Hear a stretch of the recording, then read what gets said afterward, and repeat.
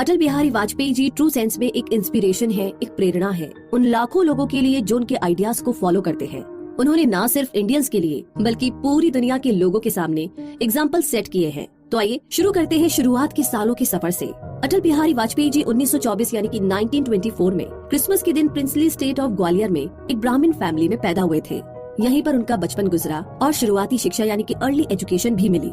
तब ये राज्य, ये स्टेट ब्रिटिश इंडिया के अंदर आता था। उनके फादर कृष्ण बिहारी पहले एक स्कूल टीचर थे जो बाद में हेडमास्टर प्रमोट किए गए और उसके बाद स्कूल इंस्पेक्टर बनकर रहे। अपने फादर कृष्ण बिहारी के इन्फ्लुएंस से अटल जी को बचपन से ही पढ़ने लिखने का काफी शौक था।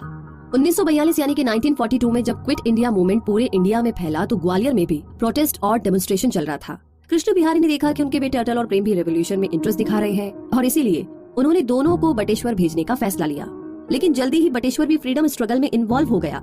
तभी एक दिन गांव की मार्केट में डेमोन्स्ट्रेशन चल रहा था। अटल और प्रेम भी वहां पर थे। भीड़ के लीडर लीलाधर वाजपेयी ने बड़ी पावरफुल स्पीच दी। वो लोगों को एनकरेज कर रहे थे कि गवर्नमेंट ऑफिसेस को डिमोलिश यानी कि ध्वस्त करके वहां पर इंडियन फ्लैग खड़ा कर दो। लीलाधर बड़े अच्छे स्पीकर थे। उनकी आवाज का जादू लोगों के सर चढ़कर बोलता था। दोनों भाई अटल और प्रेम भी भीड़ के साथ चले गए, लेकिन उन्होंने डिमोलिशन यानी कि ध्वस्त करने वाली किसी भी एक्टिविटी में पार्ट नहीं लिया। जब बाकी लोग क्विट इंडिया के नारे लगाते हुए बिल्डिंग्स को जला रहे थे तो दोनों भाई उसमें शामिल नहीं हुए।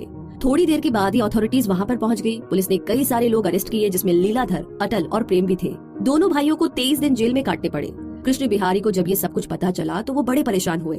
अपने बेटों को छुड़ाने के लिए जो उनसे बन पड़ा उन्होंने किया।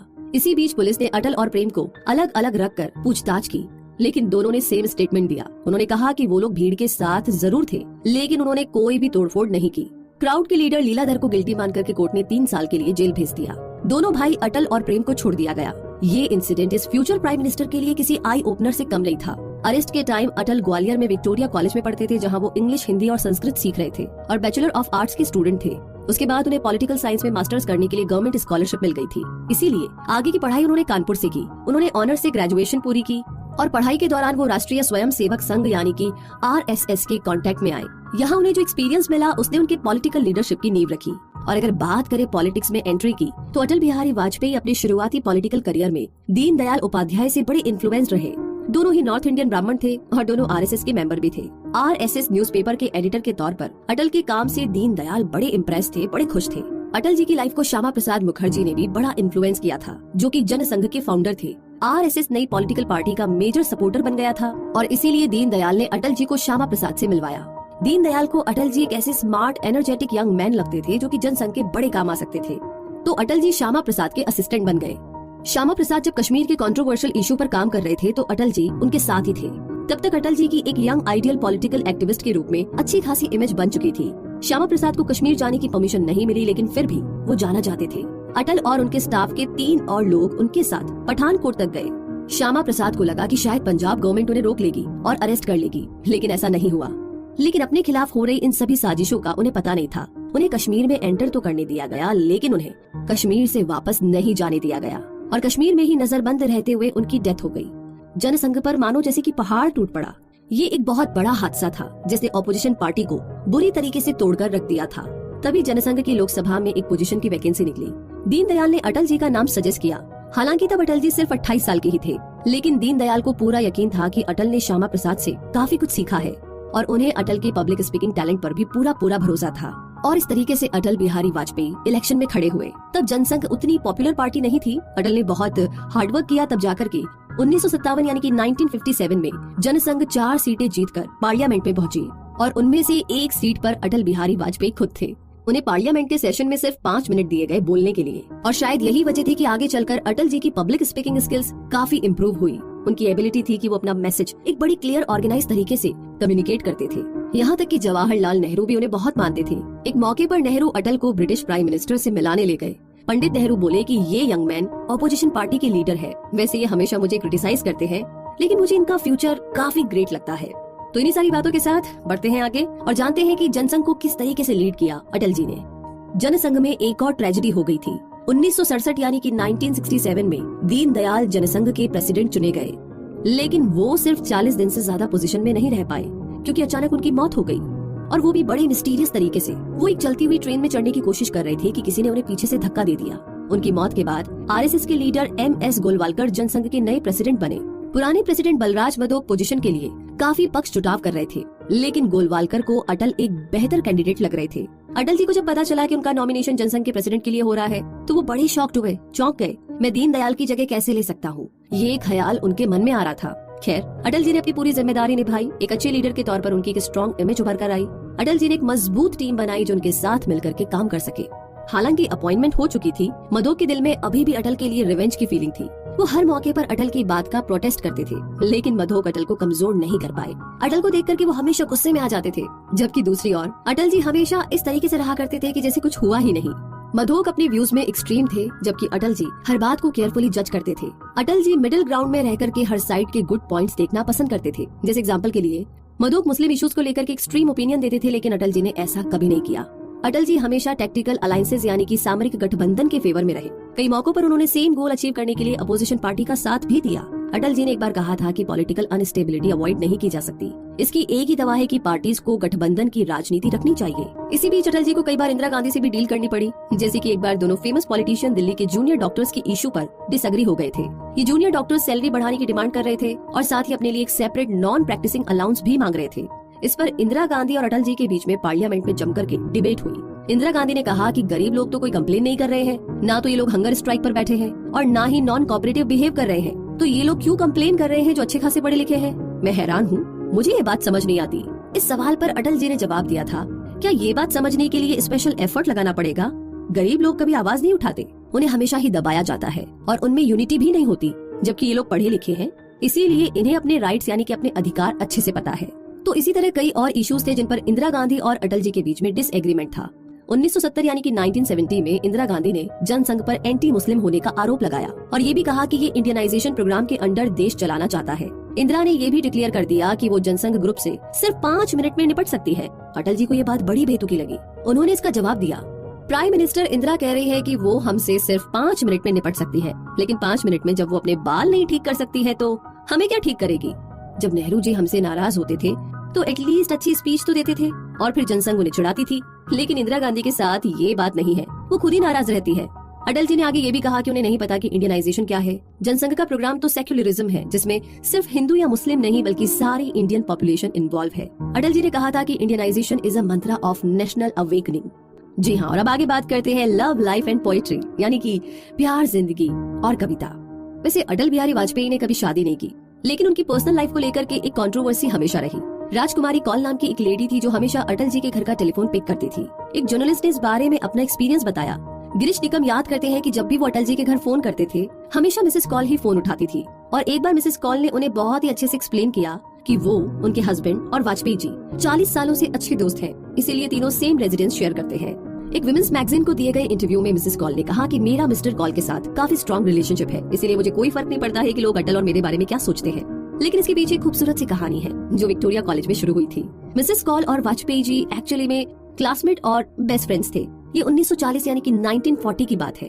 उन दिनों लड़के और लड़की के बीच में फ्रेंडशिप बहुत ही बुरी बात मानी जाती थी, इसीलिए अक्सर दिल की बात दिल में ही रह जाती थी। एक दिन राजकुमारी कौल ने अपनी एक दोस्त को बताया कि अटल ने मेरे लिए स्कूल लाइब्रेरी में एक किताब के अंदर एक लेटर रखा है। राजकुमारी ने उस लेटर को पढ़ा और रिप्लाई भी लिखा, लेकिन वो लेटर अटल जी नहीं पढ़ पाए। फिर कई साल गुजर गए और राजकुमारी की शादी ब्रिज नारायण कौल नाम की एक यंग टीचर से हो गई। एक्चुअली में राजकुमारी अटल जी से शादी करना चाहती थी, लेकिन उनके फादर नहीं माने। कौल फैमिली वैसे तो ब्राह्मण थी, लेकिन वे लोग खुद को हायर कास्ट समझते थे। अटल जी अपनी लाइफ में मूव हो गए और एक रिस्पेक्टेड पॉलिटिशियन बने। जब mister and Mrs Kaul Delhi move हुए तो एक बार फिर से तीनों की मुलाकात हुई। उनके बीच इतनी गहरी दोस्ती थी कि ये रिश्ता लाइफ टाइम तक चला और वैसे भी रिश्तों को निभाने का उनका अपना एक अलग ही अंदाज है। तो आइए आगे जानते हैं the man and his style. Atal ji के अच्छे चरित्र यानी कि उनके गुड कैरेक्टर की कई लोग मिसाल देते हैं। वो बताते हैं कि अटल जी पार्लियामेंट के लिए बड़े ही डेडिकेट थे। जब वो प्राइम मिनिस्टर थे उन दिनों भी अक्सर राज्यसभा और लोकसभा के सेशंस अटेंड करने आते थे।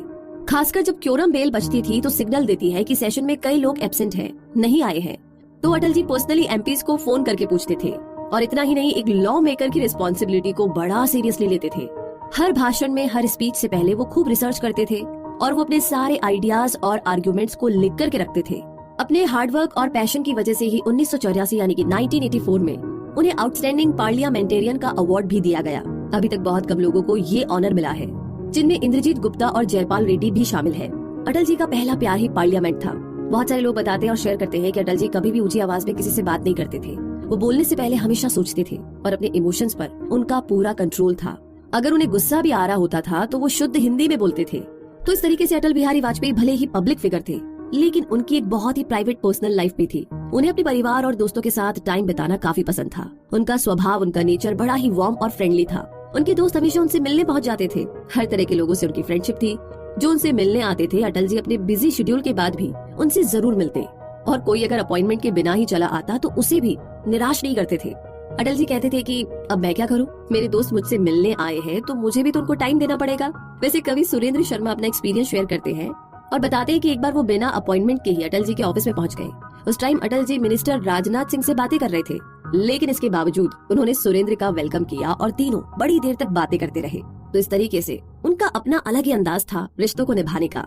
आगे बात करते हैं जनता राज एंड बीजेपी। जी हाँ, जब पीएम मोरारजी देसाई जनता गवर्नमेंट के साथ पावर में आए, Atal Bihari Vajpayee foreign affairs minister बने। अटल जी की दिलचस्पी इंडिया के बाकी कंट्रीज के साथ रिलेशनशिप को लेकर काफी ज्यादा थी। ये उनके करियर की अभी शुरुआत ही थी। अटल जी की हमेशा यही कोशिश रही कि इंडिया की ज्यादा से ज्यादा कंट्रीज के साथ अच्छी रिलेशन बने। इस मामले में वो जवाहरलाल नेहरू से इंस्पायर्ड थे, जो खुद फॉरेन अफेयर्स मिनिस्टर रहे थे। अटल जी ने अपने टर्म में कोई रेडिकल चेंजेस यानी कि बहुत बड़े चेंजेस नहीं किए। उन्होंने इंडिया की ये इमेज रखी कि वो सभी देशों के साथ फ्रेंडशिप चाहता है, दोस्ती चाहता है। उन्होंने ये भी श्योर किया कि हमारी फॉरेन पॉलिसी किसी भी तरह के रेसिज्म और उपनिवेशवाद से दूर रहे। अटल जी कल्चर और रिलीजियस टॉलरेंस के प्रमोटर माने जा सकते हैं। अ कंट्री ऑफ डाइवर्सिटी होने की वजह से हमें सब लोगों के साथ एक अच्छा रिलेशनशिप मेंटेन करना है, और यही प्रिंसिपल अटल जी ने अपनी फॉरेन पॉलिसी में भी अप्लाई किया। इंडिया का रशिया के साथ स्पेशल रिलेशनशिप रहा है। व्लादिमीर पुतिन इंडिया को मिलिट्री इक्विपमेंट सप्लाई करते रहे हैं। रशिया ने इंडिया की इंडस्ट्रियल और इकोनॉमिक ग्रोथ में भी काफी योगदान किया है।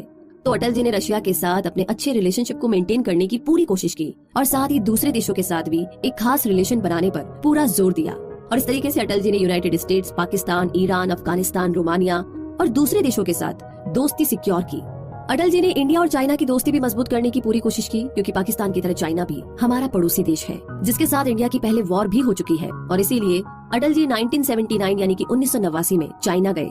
हालांकि उन्हें इंसल्ट फील करनी पड़ी, क्योंकि जब अटल जी चाइना के ऑफिशियल विजिट पर थे तो उस टाइम डेंग शाओपिंग ने वियतनाम पर अटैक करने का ऑर्डर दिया था। अटल जी को जब क्रिटिसाइज किया गया कि वो हमेशा कंट्री से बाहर ही रहते हैं, तो उन्होंने कहा, मैं मना नहीं कर रहा कि मैं ज्यादातर कंट्री से बाहर होता हूँ, लेकिन प्लीज मुझे दूसरा मौका दीजिए। अटल जी ने इजराइल के साथ भी कंट्री के रिलेशन को इम्प्रूव किया।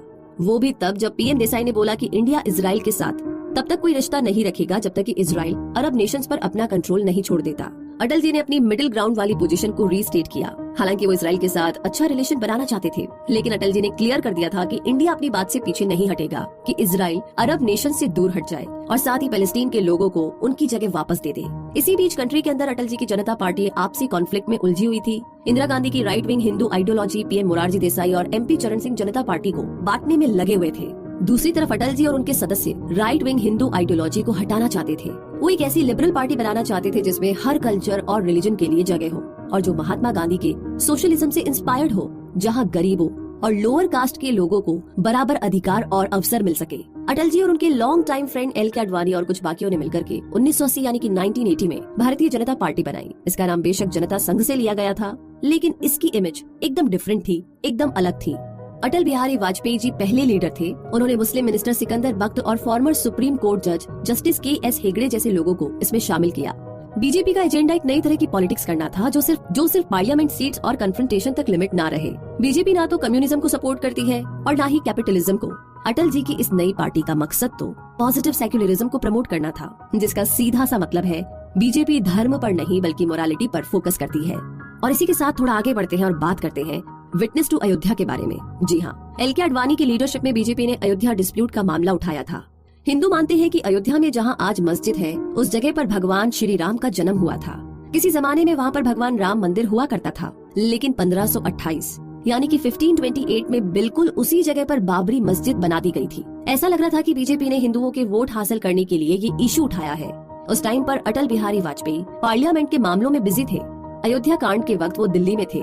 6 दिसंबर 1992 यानी कि 1992 के दंगों में बहुत से मुस्लिम मारे गए। बाबरी मस्जिद को तोड़ा गया। उस दिन सुबह एल.के. आडवाणी के साथ कुछ और बीजेपी मेंबर्स अयोध्या में मौजूद थे, लेकिन जब टेंशन बढ़ने लगी तो उन लोगों को वहां से निकलना पड़ा। लेकिन ये जो कुछ भी हुआ था बिल्कुल अच्छा नहीं हुआ। अटल जी ने इस घटना पर बड़ा दुख जताया। उनका मानना था कि ये डिस्प्यूट लोकल लेवल पर ही सॉल्व कर सकते थे।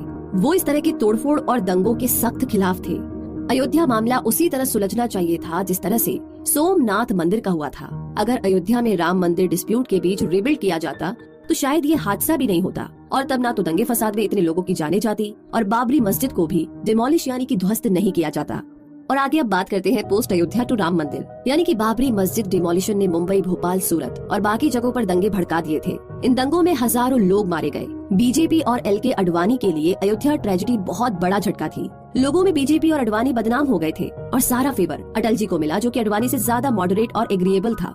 अयोध्या हादसा अटल जी के पॉलिटिकल करियर का एक टर्निंग पॉइंट साबित हुआ और अडवाणी को जो स्कैंडल फेस करने पड़े उससे अटल जी की पोजीशन और भी ज्यादा स्ट्रांग हो गई थी। ये पॉपुलर इशू था जैन डायरीज का। ऐसा माना जाता है कि 1987 यानी कि 1987 से 1991 यानी कि 1991 के बीच कई टॉप पॉलिटिशियंस ने कुछ बिजनेसमैन से रिश्वत ली थी। एसके जैन नाम के एक बिजनेसमैन ने सारी लेन देन एक डायरी में रिकॉर्ड करके रखी थी और रिश्वत लेने वालों में अडवाणी का भी नाम शामिल था। सेंट्रल ब्यूरो ऑफ इन्वेस्टिगेशन और सुप्रीम कोर्ट ने इस केस को हैंडल किया था। वर्डिक्ट आने से पहले ही अडवाणी जी ने लीडरशिप अटल जी को पास कर दी थी। 1995 यानी कि 1995 में बीजेपी की एनुअल मीटिंग में अडवाणी खड़े हुए और अनाउंस किया कि अटल बिहारी वाजपेयी बीजेपी के प्राइम मिनिस्टर कैंडिडेट होंगे। इसके बाद कुछ देर तक तो सन्नाटा रहा, फिर लोग चिल्लाने लगे, अगली बार अटल बिहारी। अटल जी के जेंटल नेचर की वजह से बहुत से लोग उन्हें पसंद करते थे। वो बहुत ही सोच समझ करके अपने शब्द बोलते थे ताकि किसी को बुरा न लगे। अपनी राय देते टाइम भी वो मॉडरेट रहते थे। वो हमेशा एक्सट्रीम पोजीशन में आने से बचते रहे। अपने पूरे पॉलिटिकल करियर में उन्होंने एक पॉजिटिव इमेज बनाए रखी। इस न्यू लीडरशिप ने बीजेपी को नई आशा दी, नई उम्मीदें दी। और इतना ही नहीं, दूसरी पार्टीज के पॉलिटिशियंस और जनरल पब्लिक भी अटल जी को लेकर के काफी ऑप्टिमिस्टिक थी। 1996 यानी कि 1996 में प्राइम मिनिस्टर अटल बिहारी वाजपेयी इलेक्शन जीत तो गए, लेकिन पोजीशन में सिर्फ 13 दिन रह पाए। वो बीजेपी पार्टी से जीतने वाले पहले प्राइम मिनिस्टर बने। अटल जी को तुरंत ही स्ट्रॉन्ग अपोजिशन का पता चल चुका था। इंडियन नेशनल कांग्रेस और लेफ्ट विंग मिलकर के बीजेपी को पावर से हटाने की पूरी कोशिश कर रही थी। इस बारे में अटल जी ने अपनी स्पीच में कहा, ये हेल्दी पॉलिटिक्स नहीं है। 1998 यानी कि 1998 में उन्हें एक और फेल टर्म फेस करना पड़ा। फिर 1999 यानी कि 1999 में जाकर के ही प्राइम मिनिस्टर वाजपेयी अपनी पोजीशन को स्ट्रॉन्ग कर पाए। 1999 से 2004 तक उन्होंने देश की सेवा की। वो पहले ऐसे प्रधानमंत्री थे जो इंडियन नेशनल कांग्रेस से नहीं थे, लेकिन बावजूद इसके उन्होंने 5 इयर्स टर्म पूरा किया।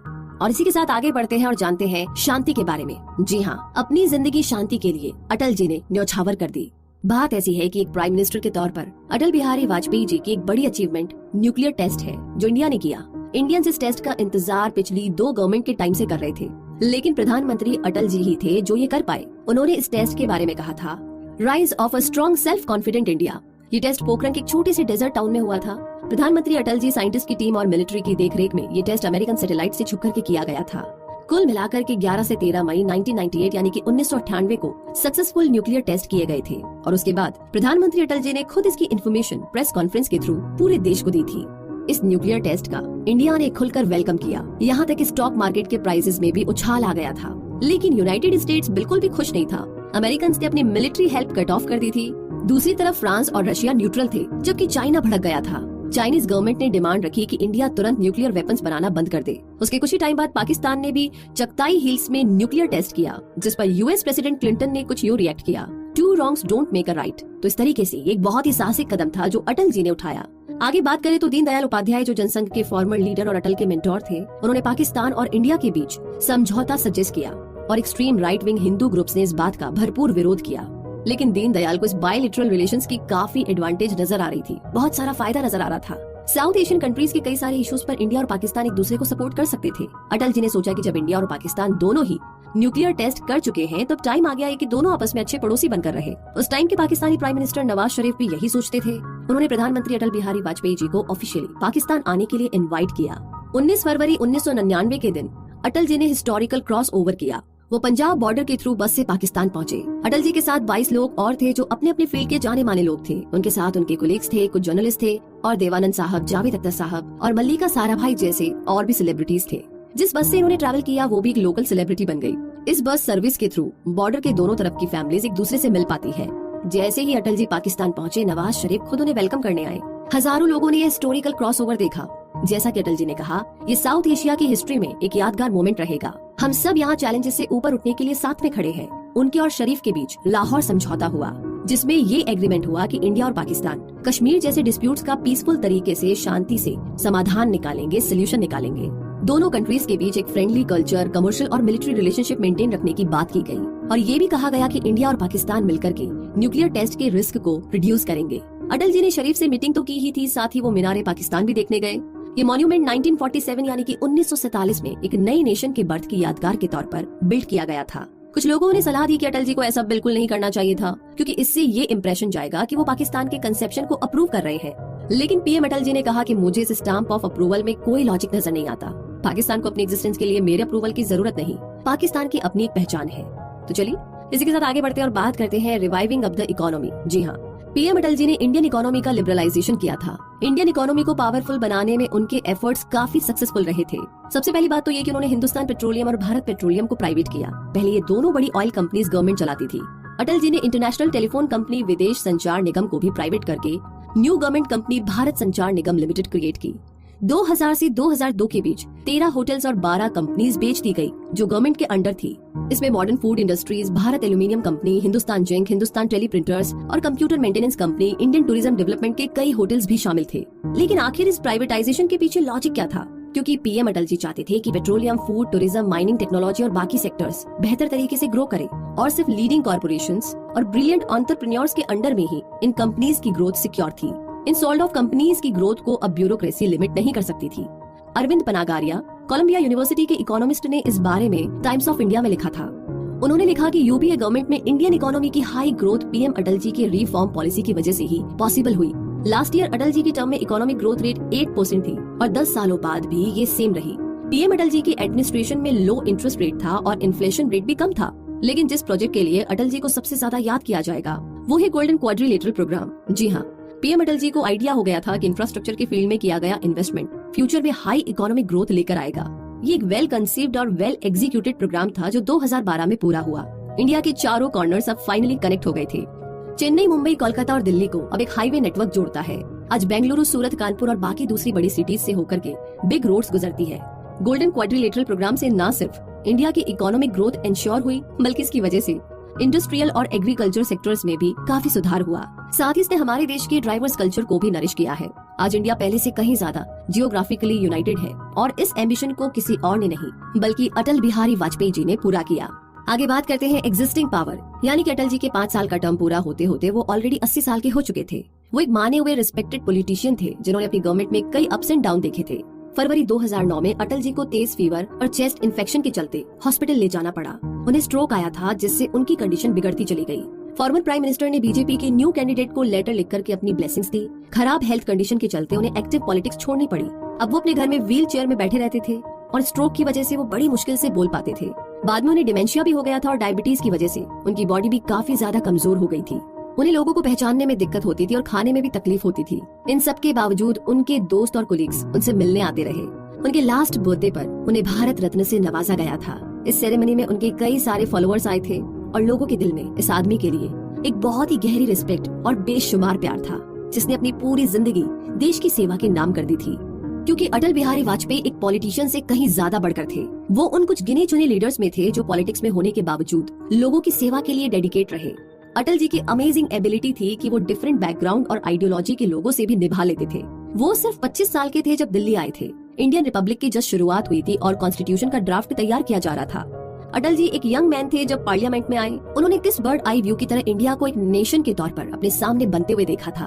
किसी जमाने में पार्लियामेंट सोलर सिस्टम की तरह था, जिसमें नेशनल कांग्रेस सूरज की तरह थी और बाकी दूसरी पार्टीज प्लेनेट की तरह उसके चक्कर लगाती थी। लेकिन वो अटल बिहारी वाजपेयी जी ही थे जो बीजेपी को एकदम नए लेवल पर लेकर गए। एक तरह से उन्होंने अपनी पॉलिटिकल पार्टी को पार्लियामेंट का नया सूरज बना दिया था। इंडिया के लोगों को इंडियन नेशनल कांग्रेस का अल्टरनेटिव मिल चुका था। अटल बिहारी वाजपेयी जी और बीजेपी ने देश को ज्यादा चॉइस और ज्यादा ओपन माइंडेड व्यू दिया।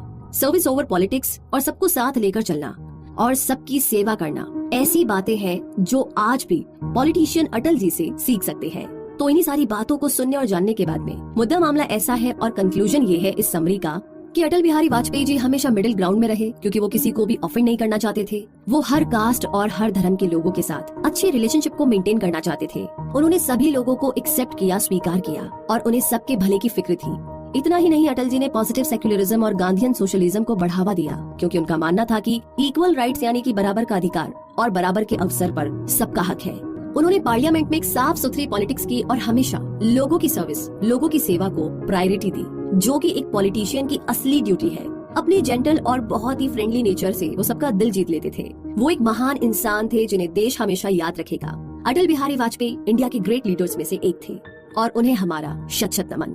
इसी के साथ दोस्तों, ये समरी तो यहीं पर समाप्त होती है, लेकिन हाँ, अटल बिहारी वाजपेयी जी की जिंदगी से प्रेरणा लेने का जो सिलसिला है वो अनंत है, क्योंकि आप उनकी पूरी जिंदगी से प्रेरणा ले सकते हैं। बहुत सारे